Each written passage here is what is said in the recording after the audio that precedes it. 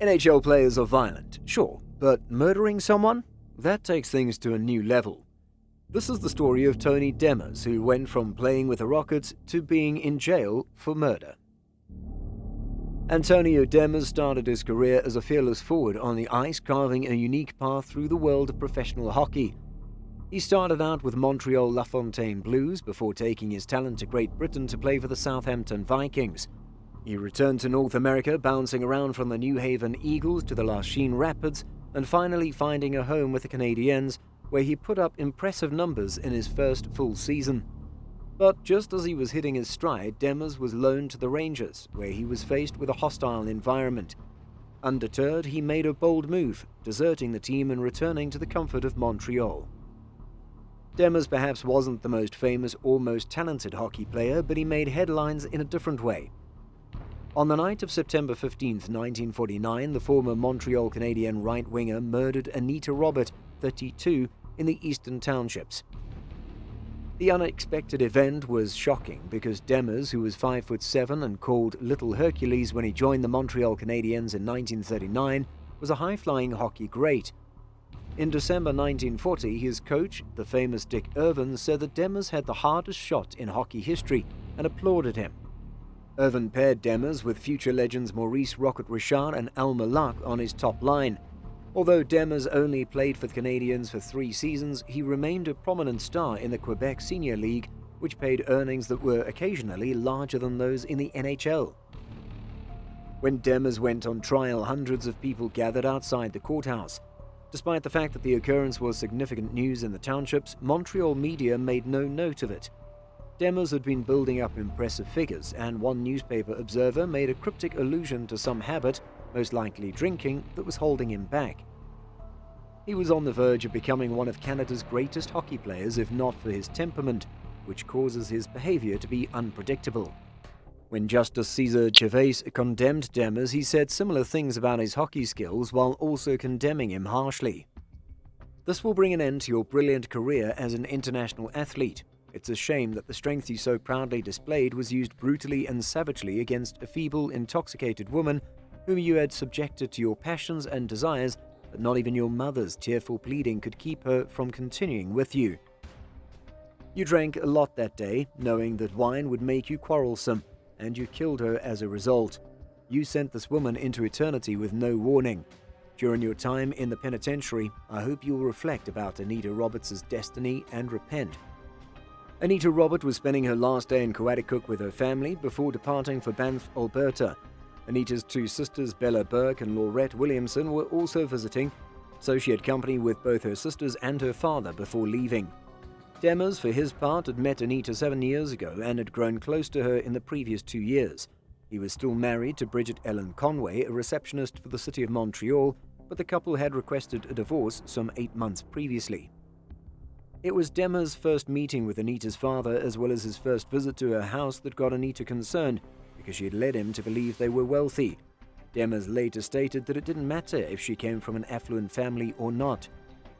Demers sat next to Anita's relatives, and the entire group drank beer and rye. He took off his shirt to demonstrate his power. He brags about having 6 fingers and 6 toes. Anita and her father, John LeBurge, went to a grill with Demers and ordered drinks. The waiter denied the order and advised him to begin with a single drink, but Demers became enraged and threatened to destroy the restaurant.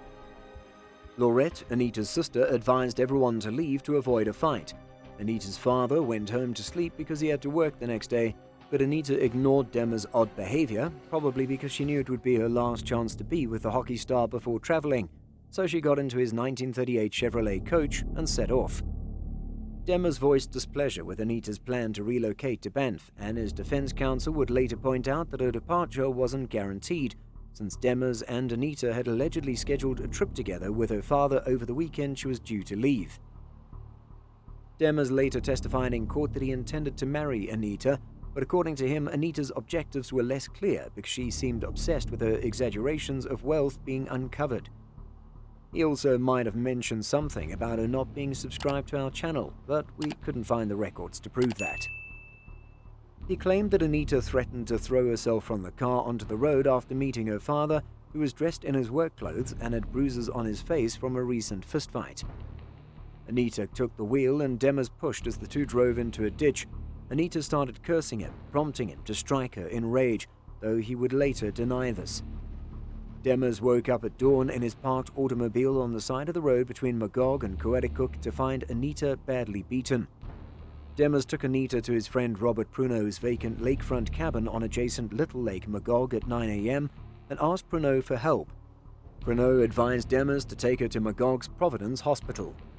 Demers carried Anita into the hospital while she was unconscious, stating that he would pay for any medical treatment that was required, but that didn't matter as Anita passed away at 1:40 p.m. on the same day. According to coroner Jean-Marie Roussel, her death was caused by a cerebral hemorrhage induced by blows inflicted by a blunt instrument such as a stone, wood, or fists. Demers was apprehended by police about 5 p.m. He was taken aback by the news of her death. A newspaper reporter went to Anita's house to collect the family's reaction, and they only found out about her tragic death from the reporter. Anita's mother, who had been sick for 16 years, wept for her eldest daughter. "I told her not to accompany him. She should have heeded my advice. When I didn't hear from her today, I had a feeling something dreadful had happened. This is a terrifying, dreadful thing. You should have stopped her from going with him," I told my husband.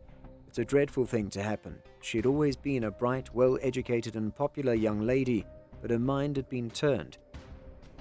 Demers was still a reigning star in the NHL when he murdered Anita Robert, albeit his reputation had been tainted a few months previously when he dressed up as a ringer for a Dorian team in a Montreal tournament in early March 1949 under the alias B. Taylor. He said he was not paid to play in the 3 tournament games, although a referee observed considerable gambling from the spectators. Demers, who had shown interest in retiring, would have missed the first 10 games of the season if the league had not imposed a penalty for the ringer incident. On November 22nd, he was sentenced to 15 years in jail for manslaughter. His lawyers attempted to file an appeal, but nothing came of it, and he served his sentence and was released in 1957. Demers played in an old-timers reunion game in Sherbrooke after being released from prison alongside popular former teammates, the Black Front trio of Carnegie McIntyre. But it was Demers who received the longest and loudest ovation from the 3,000 spectators that November evening.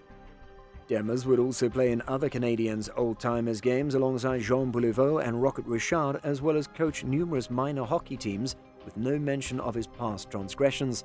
He passed away on September 3, 1997. If you're interested in this type of content, we recommend clicking the video on the screen to watch Jere Karalahti's story.